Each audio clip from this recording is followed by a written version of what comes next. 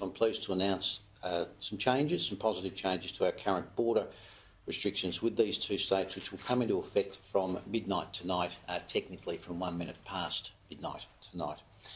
In relation to Queensland, Public Health has advised that we can move the Greater Brisbane local government areas of Brisbane, Moreton Bay, Ipswich, Redlands and Logan from medium risk to low risk from midnight tonight. That means that Queensland will be at low risk and that Queenslanders entering the state will no longer need to quarantine.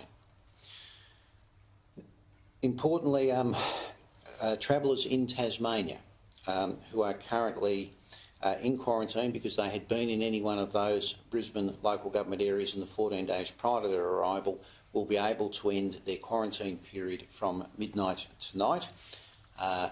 Not everybody, I'm sure, will race out at 1 minute past 12. Some may like to sleep through the course of the night, but I think it will be welcome news, and if you are in government-designated quarantine, then you'll need to make arrangements with your government liaison officer at your accommodation to arrange a time for your departure. So, as I've said, once again, we have unrestricted travel with all of Queensland, and I know that for many Tasmanians and certainly Queenslanders looking to visit Tasmania, that will be positive news. In terms of New South Wales, like I stress, currently regional New South Wales is at low risk, and you can enter Tasmania transiting through an airport or via the Spirit, subject to obviously Victoria's arrangements without quarantine. However, Greater Sydney has been held at a medium risk level.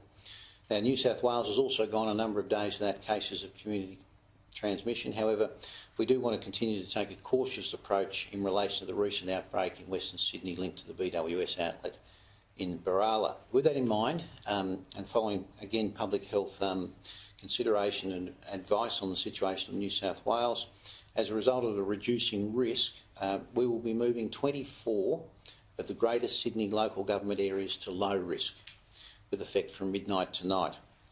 However, there are still going to remain 10 local government areas in Greater Sydney where there were community cases or places where cases may have exposed others, which we'll be maintaining as a medium risk for a further period of time until we have greater certainty that the cluster has been extinguished.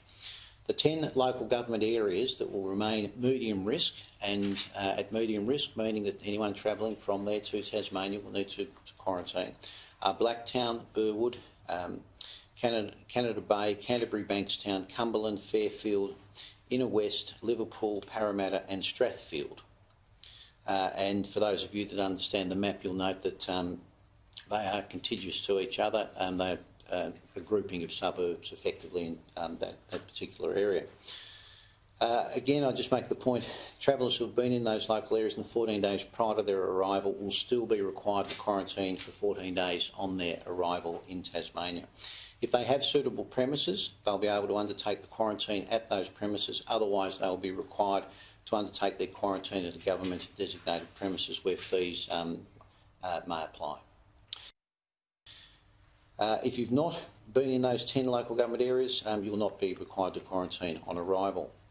And again, anyone who is currently in quarantine will be required to complete that quarantine if they were in any of those 10 local government areas.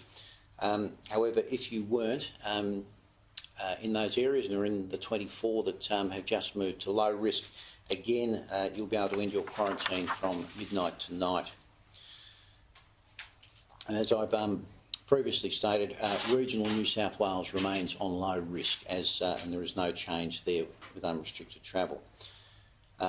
Importantly, I'd ask all travellers to, again, continue to check the coronavirus website, look at the medium risk local government areas and notify authorities if you've been in one of those LGAs when you're completing your either good to go or Tassie travel pass. If you are travelling, and again I just make the point, make sure that you do keep an eye on that website, and if circumstances change then you'll be aware of those.